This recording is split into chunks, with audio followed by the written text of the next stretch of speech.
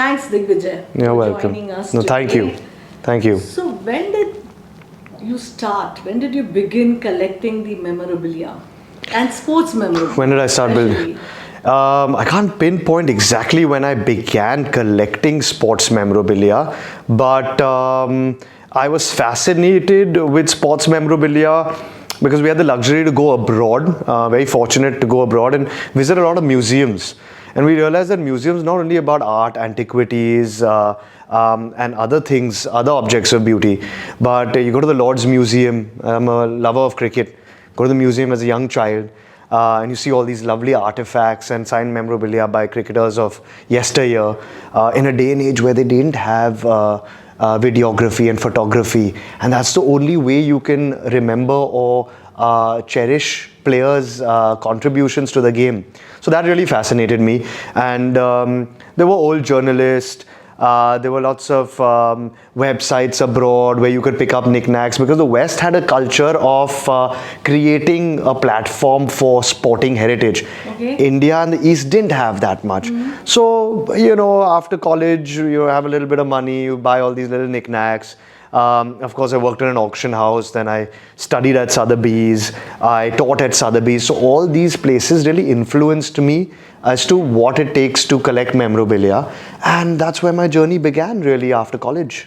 And this journey has been fascinating for you? Yeah, very fascinating. It's a bit of an addiction also, so you have to draw a line and learn when to stop. But I've been collecting, since I was about 18, 19 years old, and I still do every now and then. Which is your most precious memorabilia in your collection? And how did you procure that? How did you acquire that? What's the story behind? Let's understand. Most precious.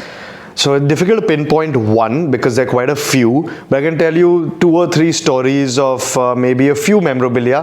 Precious and rare, I'll just combine all of them because some are more personal.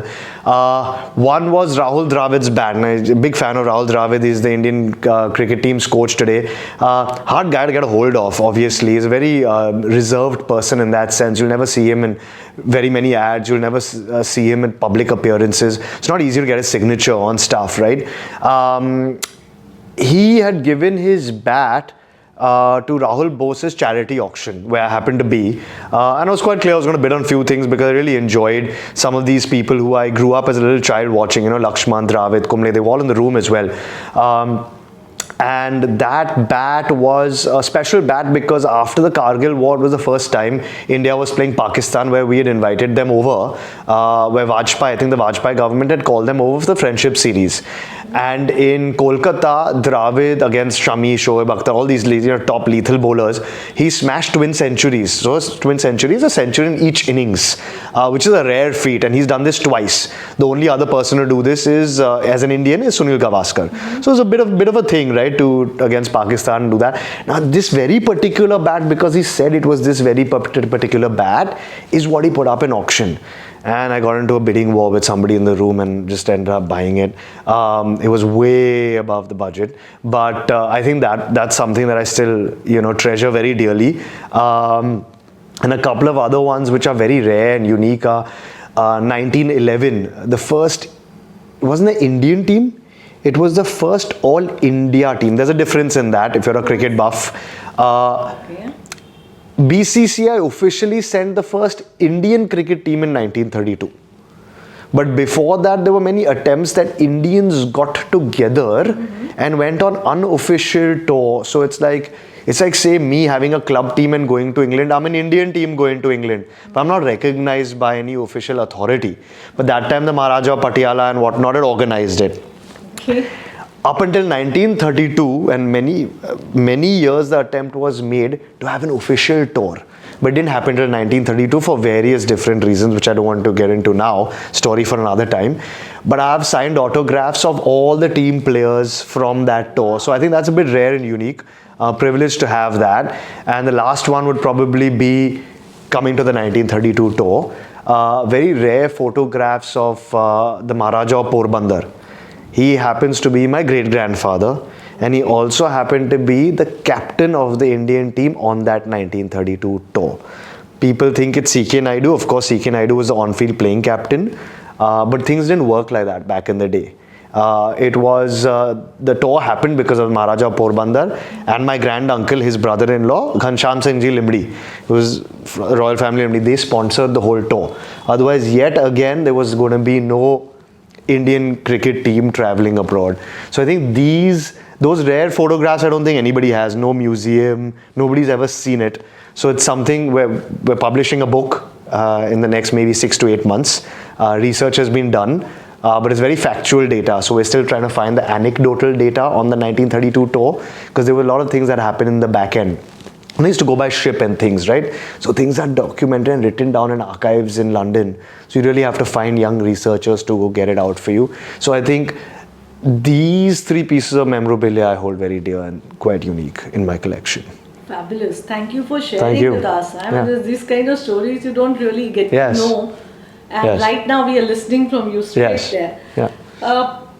If I had to start having this desire that I want to get into collecting these sports memorabilia, what are the factors that go into deciding the value? I mean, can you share that with us? Sure. I am not into this. I am into collectibles, but not into the cricket and the sports part. So, if you can share. Sure. I'll tell you something that's relatable to everybody, right? It doesn't apply only to sports memorabilia. It'll apply to jewelry you wear. It'll apply to artwork that people collect. It'll apply to any object of beauty. I'll tell you how to place value on it, right? And this is quite standardized around the world. There are many parameters. And of course, it does change a bit from these different, subject matters. But by and large, 4 main parameters, okay? So, rarity. How rare is the object? Like, rare meaning how hard is it to get? If that's hard to get, or this ring is hard to get, or this watch is hard to get, there's a certain value that's placed to it. So that's one parameter. Second parameter is its uniqueness. Now that's hard to get, but uske aise 1000 hai which is lying in a vault in somewhere, you still know that there are thousands of them. They're hard to get. It's rare, but it's not unique. If it's one of a kind, then it's even more valuable, right? So, rarity, uniqueness, then it's historical significance. How old is it? Did a master craftsman make it? Was a famous painter? Why was he famous? Did a famous person own it? Did it do something in historical context? Like the example, the Mona Lisa is honestly more famous because it got stolen twice. Right? That it's become famous over a period of time. Is it, did Mahatma Gandhi wear these chappals versus those same standardized chappals? A lot of Pandit Pujaris also wear, but Mahatma Gandhi wore it. So that memorabilia becomes more unique, and more rare, and it's historically significant because it's been placed somewhere in history. Or like this bat I told you about, Rahul Dravid. He's used it in that particular match. It's only one. It's very rare. It's only one of a kind, and he used it in a historic match. Or MS Dhoni 6. He had a 6 only with one bat, na?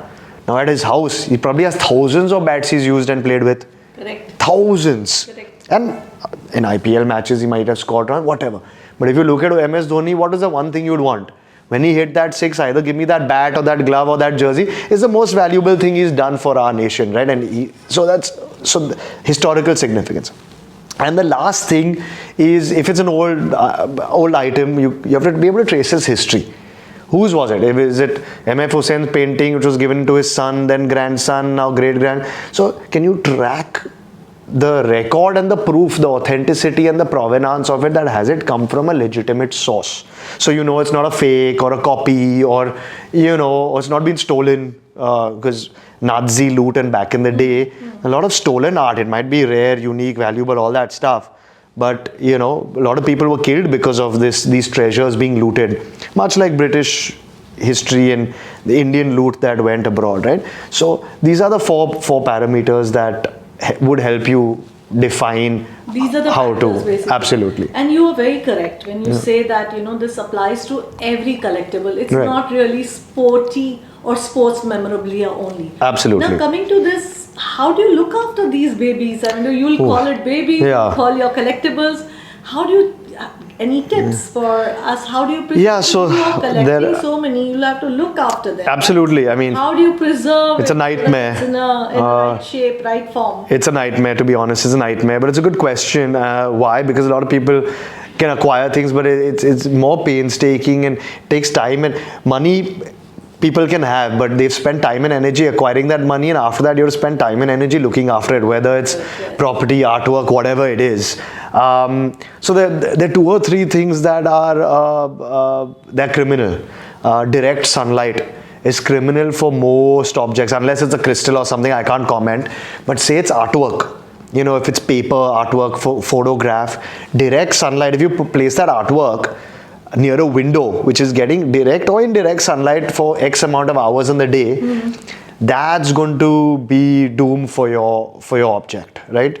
That's one. Moisture environment is a killer. So if you is a killer in any case. Yeah, well, you know, if you have controlled environments where the AC is coming on X amount of time, there's a lot of ventilation, you leave that artwork in a storeroom without any ventilation for summer, winter, monsoon, this, that, that's hell for any object. Okay. So artwork and moisture, sunlight and moisture usually the 2 killers. So you have to guard against those. But do you think this is also the same story for bats and balls? Yes, absolutely. Signatures on a ball will completely fade away if they're in either of these 2 environments, right? So signature is very important on a piece of memorabilia. Even your cloth, if you notice chemical based, so non-polyester based curtains, if they have a design pattern, you see how quickly they fade or they rip apart or tear. You're absolutely correct. So, now that you tell me, it rings a bell. So same thing for artwork, any medium cloth, because these are jerseys at the end of the day, or a bat made of wood. These are natural materials, and the older they are, they were probably made in cotton, so they're more brittle. So guarding against that, so of course you can frame it in acrylic or in glass, so as best as you can, but keep it in a ventilated, safe, cool, dry environment away from light. That is the main thing. Lost or had a expensive damage to your collectible ever? Damage, yes. Loss, I hope not. No, better check, yeah. Now you're getting me worried. No, I'm kidding. Hopefully not, because I haven't noticed anything's gone missing yet. But damage, yeah, it's happened because of these reasons. So loss from damage. Loss from damage, yeah. Yeah, loss from damage. Loss as a loss, of course. Loss from damage has happened. Yeah, and we've corrected our mistakes as far as possible. Old frames have gotten termites, so we've learned from that mistake as well. So as a collector, you'll have a learning journey also. But if you can spend money acquiring something, spend some time and energy looking after it, right? I agree with you, because nothing comes without that time, effort. Absolutely. It's just like good clothes. No, you'll send it to dry cleaning instead of washing, because you've bought a certain material that is not conducive to washing. Similar. So, talking about, you actually mentioned right at our start that sports memorabilia is quite popular internationally, globally. What about India? Have you seen this trend changing or growing? How's it? Very slow. It's been not enough people have made a concerted effort, because the margins haven't been good enough for dealers and auction houses. So usually things like this, the Indian art market really took a leap because a lot of different art galleries and auction houses, in a sense, played as a team. Team called India. A lot of people hate each other. A lot of them work with each other still till today. But what happened over a period of time with modern Indian art is people started placing a value on it much faster than other things, right? Because an artwork is of a certain size, it can be displayed to the public if you put it in your museum or in your living room. Jewelry you can only show. And let's be honest, all this comes from a certain insecurity that developing countries have, because you want to show. Now, what happens with a show is a very positive thing. You're protecting your cultural history. So by giving it value, by objectifying it, a lot of people say, oh, Digvijay, you deal in art and this and that. You're objectifying this beautiful thing. I'm like, don't objectify it then. Subjectify it. And if you subjectify it, it'll have no value. Why do you talk about MF Hussain? Why aren't you talking about any of these other? Do you even know the other important artists of India? No, you don't. The reason you don't know is because they're not expensive. The minute they do, you will know. And what has happened? You've ended up protecting your cultural heritage. So the minute somebody pays X amount for a Sunil Gavaskar jersey or a signed bat by Mr. Kapil Dev or whatever it is, you'll start putting your cultural heritage on a platform. It's not yet happened. It's not yet happened for sports. Maybe it will fix. Well, I did try. I did 3 auctions, but it is time. If it's not your core focus, it becomes a bit difficult. I did it for charity. I did it for building a cricket ground in my hometown, and they were all very successful projects. Okay. But the time and energy it took from me, I had a lot of other obligations. So now we're going to try and do it again because I do have another leap to make. We're building a school. We're building a pavilion for the kids out there. We're building a library. So as selfish motivation would have it, I do have another leap to take. And if I gain momentum, maybe I'll be able to do this again and hopefully inspire other auction houses to do it. Sure, I think it will work for sure. Yeah. What about 1983 Medalion? Yeah. What do you have to say about Medalion? So this medallion, when I saw this medallion first, the first thing that struck me is a very good quality product, which a lot of these limited edition merchandise and memorabilia, people don't often get it right. They do it for the wrong reasons because they had a connection or they had this or they had that, whatever. I'm not judging. But as a person who tries to establish memorabilia, it's important for me to speak up.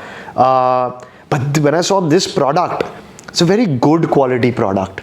It's tastefully done, first of all.